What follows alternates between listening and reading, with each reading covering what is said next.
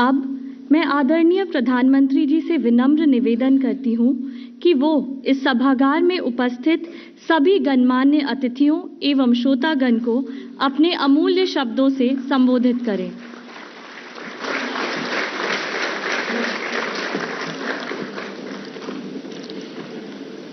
भारत के मुख्य न्यायाधीश डी.वाई. चंद्रचूड़ जी, सुप्रीम कोर्ट के न्यायमूर्तिगण, विभिन्न हाई कोर्ट के मुख्य न्यायाधीश, विदेशों से आए हुए हमारे मेहमान जजेस, केंद्रीय कानून मंत्री अर्जुन राम मेघवाल जी, अटॉर्नी जनरल वेंकट रमानी जी, बार काउंसिल के chairman Manan Kumar Mishra ji, supreme court bar association के अध्यक्ष डॉक्टर आदिश अग्रवाला जी, अन्य महानुभाव, देवी और सज्जनों, 2 दिन पहले भारत के संविधान ने अपने 75 वर्ष में प्रवेश किया है। आज भारत के सुप्रीम कोर्ट के भी 75वें वर्ष का शुभारंभ हुआ है। इस ऐतिहासिक अवसर पर आप सभी के बीच आना अपने आप में सुखद है। मैं आप सभी न्यायविदों को इस अवसर पर अपनी शुभकामनाएं देता हूं। साथियों, भारत के संविधान निर्माताओं ने स्वतंत्रता, समानता और न्याय के सिद्धांत वाले स्वतंत्र भारत का सपना देखा था। भारत के सुप्रीम कोर्ट ने इन सिद्धांतों के संरक्षण का निरंतर प्रयास किया है। अभिव्यक्ति की आजादी हो, व्यक्तिगत स्वतंत्रता हो, सामाजिक न्याय, सोशल जस्टिस हो, सर्वोच्च न्यायालय ने भारत की वाइब्रेंट डेमोक्रेसी को निरंतर सशक्त किया। 7 दशकों से भी लंबी इस यात्रा में सुप्रीम कोर्ट ने इंडिविजुअल राइट्स और फ्रीडम ऑफ स्पीच पर कई महत्वपूर्ण निर्णय किए हैं। इन फैसलों ने देश के सोशियो पॉलिटिकल परिवेश को एक नई दिशा दी है। साथियों, आज भारत की हर संस्था, हर संगठन, कार्यपालिका हो या विधायिका, अगले 25 वर्षों के लक्ष्यों को सामने रखकर काम कर रही है। इसी सोच के साथ आज देश में बड़े बड़े रिफॉर्म्स भी हो रहे हैं। भारत की आज की आर्थिक नीतियां कल के उज्जवल भारत का आधार बनेगी। भारत में आज बनाए जा रहे कानून कल के उज्जवल भारत को और मजबूत करेंगे।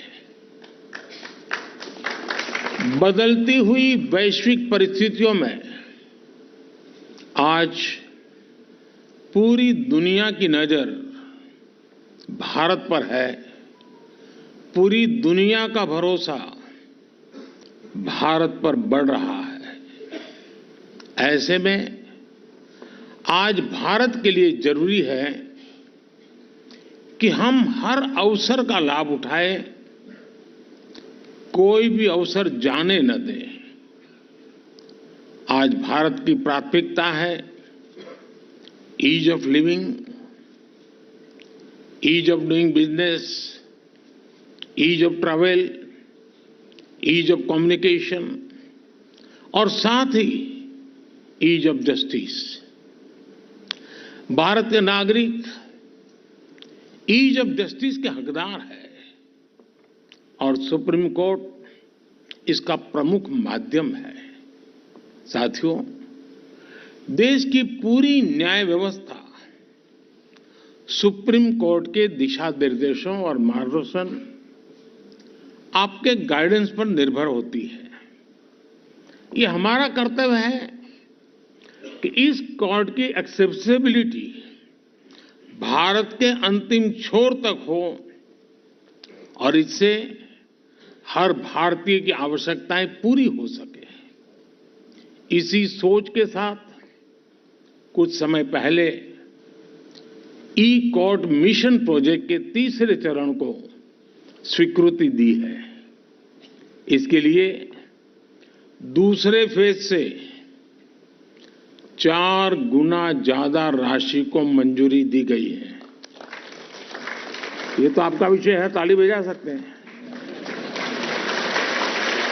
मनन मिश्रा में ताली न बजाए वो तो मैं समझ सकता हूं, वो आपके लिए कठिन काम था।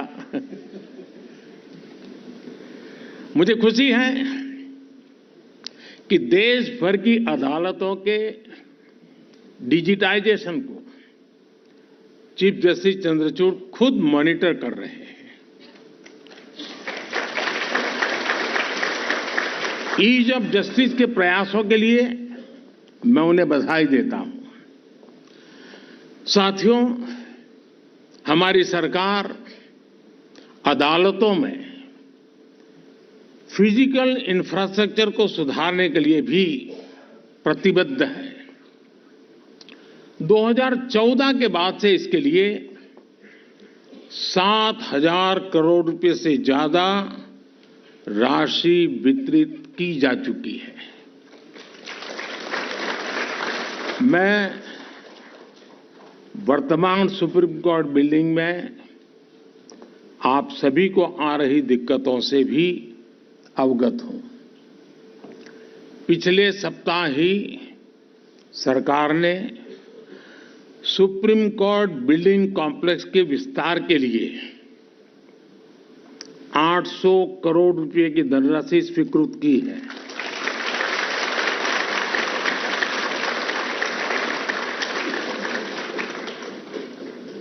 बस अब आप लोगों के पास कोई संसद भवन की तरह पिटीशन लेकर ना आ जाए कि फिजूल खर्ची हो रही है। साथियों, आज आपने मुझे सुप्रीम कोर्ट के कुछ डिजिटल इनिशिएटिव का शुभारंभ करने का भी मौका दिया है। डिजिटल सुप्रीम कोर्ट रिपोर्ट्स की मदद से सर्वोच्च न्यायालय के निर्णय अब डिजिटल फॉर्मेट में भी मिल सकेंगे। मुझे देखकर अच्छा लगा कि सुप्रीम कोर्ट के फैसलों को स्थानीय भाषाओं में ट्रांसलेट कराने की व्यवस्था भी शुरू कर दी गई है।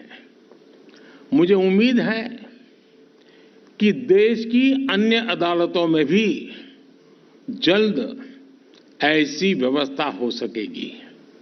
साथियों, आज टेक्नोलॉजी कैसे ईज ऑफ जस्टिस में मददगार साबित हो सकती है, इसका एक कार्यक्रम अपने आप में एक उदाहरण है।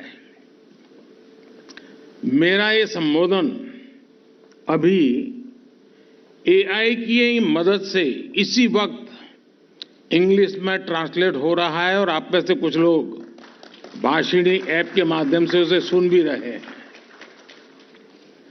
कुछ शुरुआती दिक्कतें हो सकती है, लेकिन टेक्नोलॉजी कितना बड़ा कमाल कर सकती है, ये इससे पता चलता है।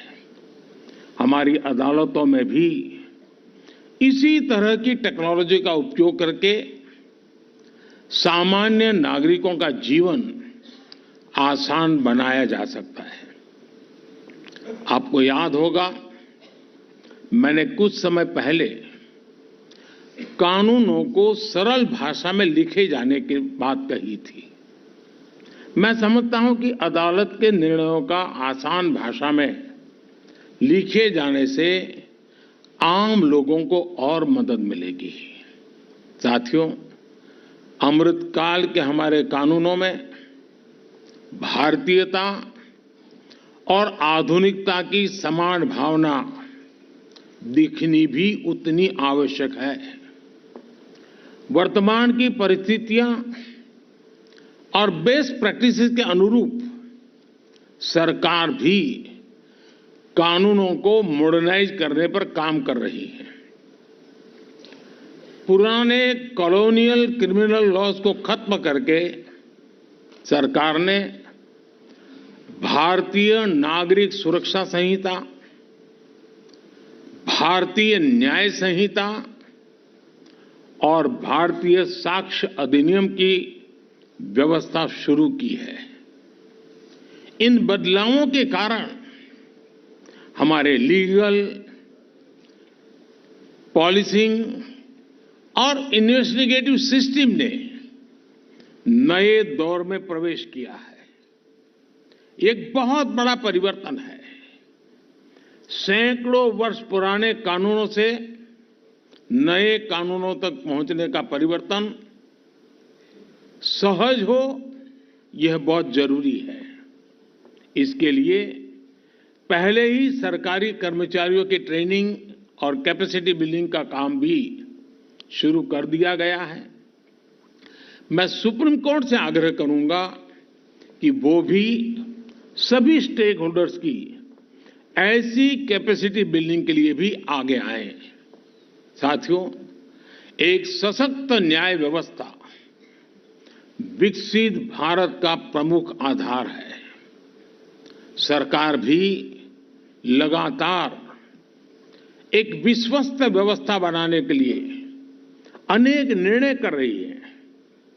जन विश्वास बिल इसी दिशा में उठाया गया कदम है। इससे आने वाले समय में न्याय व्यवस्था पर बेवजह पड़ने वाला बोझ कम होगा। इससे पेंडिंग केसेस की संख्या भी घटेगी। आप जानते हैं कि सरकार द्वारा अल्टरनेटिव डिस्प्यूट रिजोल्यूशन के लिए लॉ ऑफ मीडिएशन की व्यवस्था भी की गई है। इससे भी हमारी न्यायपालिका, विशेष रूप से सब ऑर्डिनेट जुडिशरी पर पड़ने वाला बोझ कम हो रहा है। साथियों, सभी के प्रयास से ही भारत 2047 तक विकसित भारत के लक्ष्य को प्राप्त कर पाएगा।